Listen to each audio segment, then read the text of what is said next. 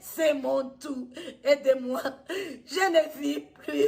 Je ne vis plus. Je n'ai plus de vie. Je n'ai plus de vie. Je me sens mal. Bonjour et bienvenue sur ma chaîne YouTube Zach Boy Romantique. Espérons que tout le monde se porte bien, car de ma part aussi, je rends grâce à Dieu. Alhamdulillah, ça va. J'espère que vous avez vu cette dame qui se plaigne dans la vidéo.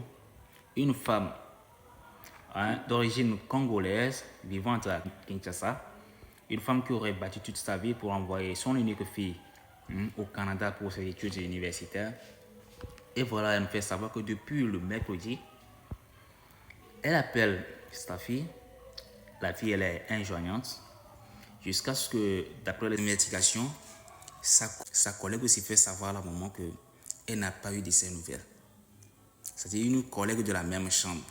Le problème, c'est un peu flou. Bon, je vous laisse écouter la dame. Elle dit que le problème, c'est déjà arrivé au niveau de la police canadienne qui s'est chargée de l'enquête. Mais jusqu'alors, aucune nouvelle de la petite. Vous voyez? Donc, étant une femme africaine, une maman africaine, vous comprenez la douleur qu'elles ont envers leurs enfants. Donc, je vous demande de partager la vidéo au maximum. Si peut-être que la petite elle-même elle est partie se réfugier quelque part, qu'elle sente la douleur de sa maman. Visualisez la vidéo vous-même, partagez au maximum. Surtout si c'était votre première fois sur ma page, n'hésitez pas à vous abonner, activer la cloche de notification pour ne pas rater mes vidéos à venir. Merci beaucoup. Bonjour, je m'appelle Rosemine, je suis congolaise d'origine vivant à Kinshasa. Je suis la maman d'Alexandra, une congolaise vivant au Canada, à Québec, précisément dans la ville des Trois-Rivières où elle est étudiante à l'université et elle combine avec un job étudiant. Je fais cette vidéo parce que ma fille est introuvable. Introuvable depuis le mercredi. Le lundi, nous, on a très bien échangé avec elle. Tout était normal, tout était parfait. Très bien. Le mardi, son papa l'a écrit, son papa a parlé avec, lui a dit, je vais envoyer ton argent de loyer le mercredi ou le jeudi. Il s'est même excusé parce que normalement, on envoie des 27, déjà le 27 ou le 28, en tout cas avant les 30. C'est ce que la coloc réclame souvent. Alors, du coup, le mercredi, on n'a pas eu à échanger avec. Le jeudi, son papa a envoyé l'argent le matin.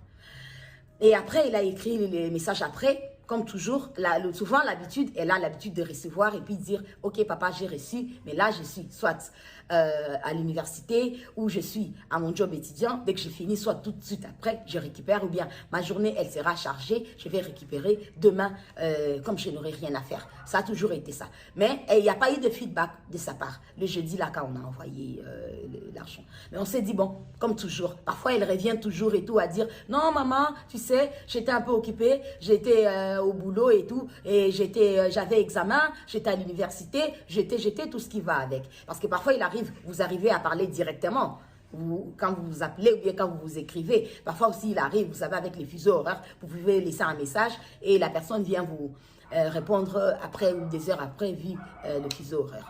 Alors, le jeudi, Alex n'a pas fait de signe. Ça nous a inquiétés. Alors, on s'est décidé, non, le vendredi, de contacter sa coloc.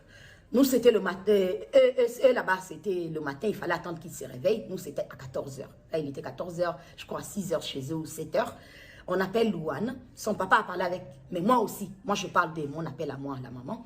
J'ai parlé, je dis, allô, Louane, ça va et tout. Ça fait, je n'arrive pas à joindre Alexandra. Elle me dit... Oui, ça fait 2 jours que moi je l'ai vu. Moi, personnellement, j'étais à la maison et ça fait 2 jours que je l'ai vu. Et là, ça fait 2 jours, moi, je ne suis pas à la maison. Je suis chez mon copain ou chez mes parents et voilà. Mais vous pouvez me laisser à l'heure de ma pause, j'irai à la maison. Je vais essayer de voir si je vais la contacter, la voir et puis vous revenir vers vous. Je dis, mais là, je suis vraiment très inquiète, Louane. Je ne sais pas. Oui, madame, je vous comprends très bien et tout.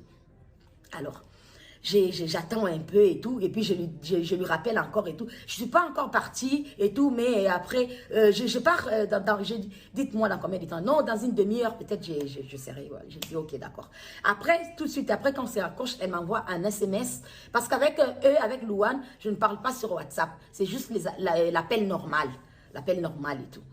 Donc, elle me fait un SMS pour me dire, faites-moi, rappelez-moi, j'ai la suite, et j'ai les nouvelles de mon coloc. Je rappelle tout de suite. Allô? Oui, j'ai mon coloc qui m'a dit qu'il a déposé le mercredi à l'île de Cantan. J'ai dit, un coloc? J'ai dit, mais Louane, je ne savais pas qu'il y avait un coloc. J'ai pensé que vous habitez que vous deux, ma fille et vous et tout. Elle me dit, non, il y a un coloc. Et après, il y a votre fille, l'autre coloc. Bon, personnellement, je me suis dit, si déjà ma fille ne m'avait jamais dit qu'il y avait un coloc, peut-être c'est dit, vous savez, nous sommes des mamans africaines, on est parfois un peu parano et tout. Je n'allais peut-être pas accepter qu'elle habite là où il y a un garçon parce que je savais qu'il n'y avait que la fille ou laquelle, c'est elle la bailleresse, qu'on a fait les bails et voilà. Et on savait qu'elle qu'on est toujours en contact. Et sur les vidéos qu'elle avait envoyées, bref, je savais que Alex n'habitait qu'avec Louane. Je n'étais pas au courant du colloque. Bref, ça. Après, elle me dit, je lui demande, passe-moi le numéro du colloque en question. Elle dit non, déjà, je savais qu'il ne va pas vous répondre et tout parce qu'il a travaillé de nuit, il est rentré, il va dormir. J'ai dit, bon, puisqu'il vient de vous donner l'information maintenant qu'il a eu Alex, il a déposé Alex à l'île de Cantan. Donc, je pense que je suis sa maman, je suis inquiète. Il peut aussi me donner la même information comme ça que je puisse parler avec lui. Je vous envoie quand même le numéro, mais je sais qu'il ne répondra pas. Elle envoie le numéro, j'appelle, il décroche pas, il décroche pas, il décroche pas. Et puis après, finalement, il décroche quelques temps après et j'attends la voix de Louane à côté. Donc j'ai compris que Louane, elle avait pris justement sa pause en question pour aller à la maison pour vérifier comme elle m'avait dit.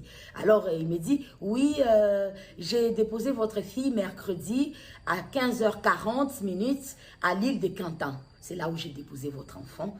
Et c'était la dernière fois que je l'ai vue et elle n'est plus revenue à la maison. Alors je lui pose la question, je dis, mais comment vous savez qu'elle n'est pas revenue à la maison? Parce que sûrement, vous avez des programmes différents. Vous pouvez aussi être à votre truc, vous pouvez être occupé, elle aussi. Il dit, non, moi je suis des 3h du matin ou des 3h à 3h, je suis plus de temps ici. Donc si elle était revenue, je l'aurais su et tout.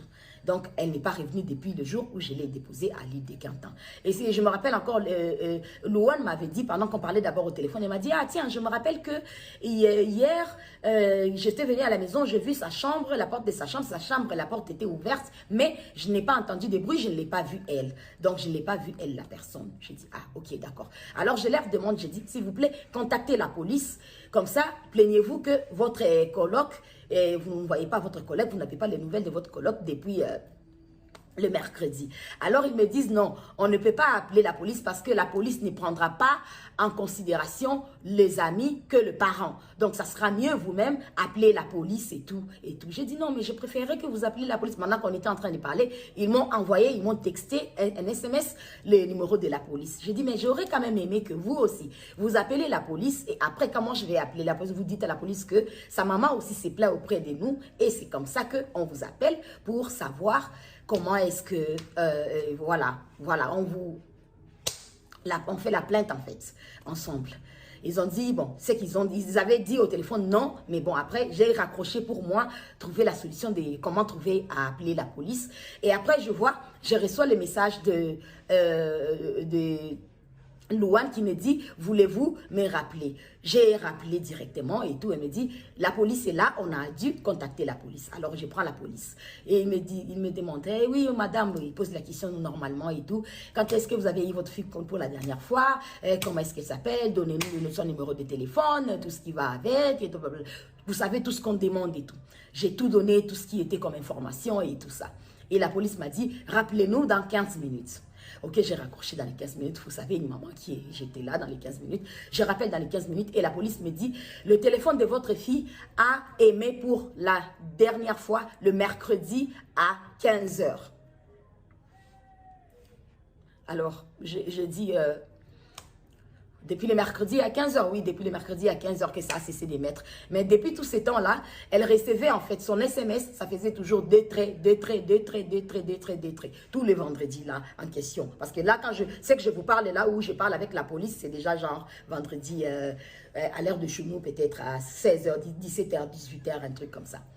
Après, je suis restée plutôt en contact avec la police. La police, ils m'ont passé le numéro, appelé le numéro, tel numéro et tout. Ils m'ont donné le numéro. Donc, je me suis mise maintenant avec la police et tout. J'étais là avec eux et tout. Ils ont dit, OK, on commence les recherches. Ils m'ont dit, on est au moins à 40 personnes. On est là et tout, à chercher votre fille, à essayer de savoir qu'est-ce qui s'est truqué, où est-ce qu'elle est, où est-ce que... on est déjà chez elle ici à la maison. On est arrivé. On va prendre, je sais pas. Bref. Tout ce qui est faux pour pouvoir retrouver votre enfant. J'ai dit, OK, d'accord. Je vais attendre qu'est-ce que la police va me dire. Bon, vous savez, je suis une maman.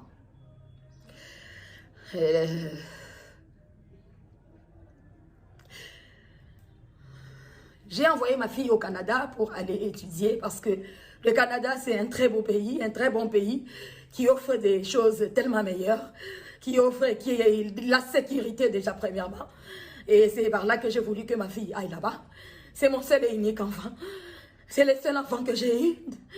C'est le seul enfant que j'ai accouché. C'est la fille que j'ai eue à mes 16-17 ans, quand j'étais petite. Et j'ai souffert de ma vie. Et j'ai souffert. Et j'ai dit que ce que j'ai vécu, ma fille n'allait pas le vivre. Il fallait que je me batte pour pouvoir offrir une vie meilleure à ma fille. Alors, c'est pourquoi j'ai envoyé ma fille au Canada pour aller étudier. Je suis une mère à ces moments, tellement triste.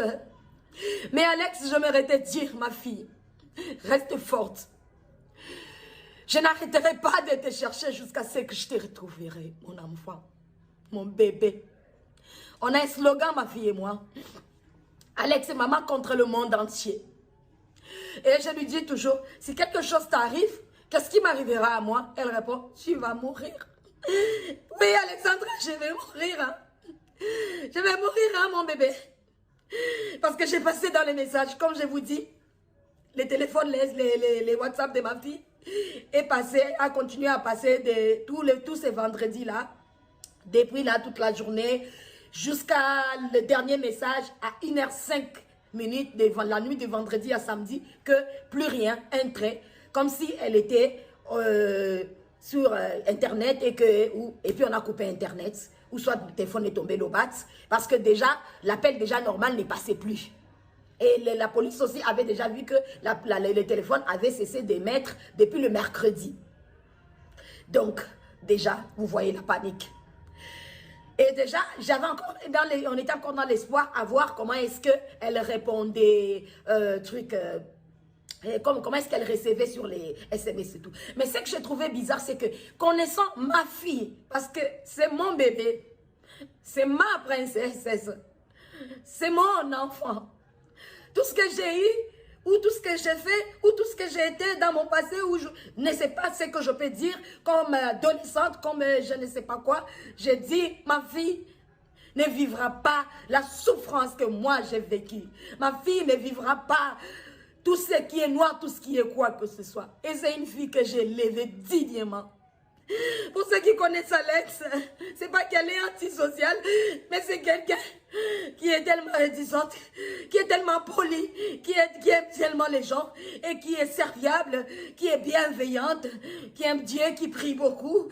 C'est une fille que j'ai appris dans la vie de suivre le Seigneur, donc de vraiment de connaître Dieu, parce que Dieu a fait des merveilles pour moi, parce que déjà à arriver à ce que j'ai vécu et jusqu'à arriver à tout ce que j'ai vécu, elle et moi, tombée enceinte à 16 ans, 17 ans, pour, voilà, et puis avoir mon enfant, il faut déjà imaginer qu'est-ce que j'ai dû endurer pour arriver là et tout, à passer par le Cameroun où elle est née, et Congo-Kinshasa, partir Lubumbashi, et revenir ici, et partir en Afrique du Sud où elle a fait les études encore, et après l'envoyer au Canada pour l'université. Donc vous pouvez bien imaginer le parcours que j'ai fait. Donc je me suis donné, battu, bec et ongle.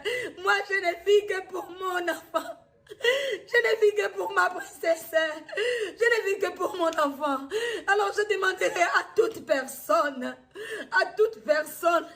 qui pourra avoir des nouvelles, je ne sais pas, des indices, quelque chose qui pourra nous aider. qui pourra aider la police canadienne, parce que la police canadienne, elle travaille, elle continue encore à travailler maintenant. Mais je pense que par mon devoir de mère, je ne peux pas rester comme ça. Il faut bien que je fasse... il faut bien que j'alerte le monde. Il faut bien que je ne peux pas rester comme ça meurtrie. C'est pourquoi j'ai fait cette vidéo. Alex, retiens bien que maman n'arrêtera pas de te chercher. Maman n'arrêtera pas de te chercher jusqu'à te retrouver. Non, maman n'arrêtera pas. Et le Seigneur est avec toi.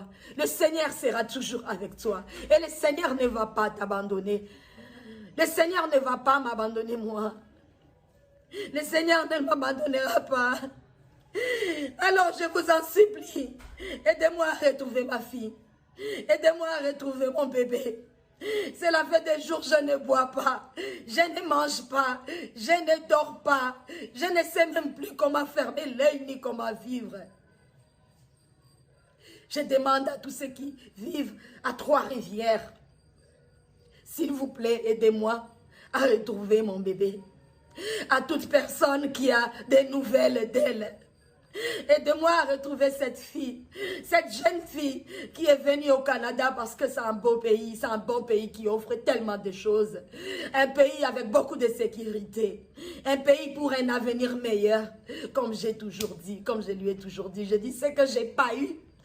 Toi, je vais te l'offrir à toi, mon bébé. Toi, tu l'auras. Aidez-moi. Aidez-moi, je suis une maman perdue. Je suis une maman perdue et je suis une maman triste. Je suis une maman qui ne sait pas quoi faire. Qu'est-ce que je peux faire en ce moment? Mon bébé me manque. Mon bébé me manque. Mon bébé me manque. Contactez la police canadienne. Contactez la police québécoise, la police des Trois-Rivières, la police de, je ne sais pas, du monde entier. De tout ce que vous pouvez contacter, je ne sais pas, mais aidez-moi. Aidez-moi à pouvoir boire de l'eau, aidez-moi à pouvoir dormir, aidez-moi à pouvoir manger, aidez-moi à pouvoir continuer à vivre, parce que sans ma vie prendra fin, parce que je l'appelle ma vie, je l'appelle mon essentiel, elle passe avant tout. Elle, c'est ma vie. Elle, c'est mon tout. Aidez-moi. Je ne vis plus. Je ne vis plus. Je n'ai plus de vie. Je n'ai plus de vie. Je me sens mal.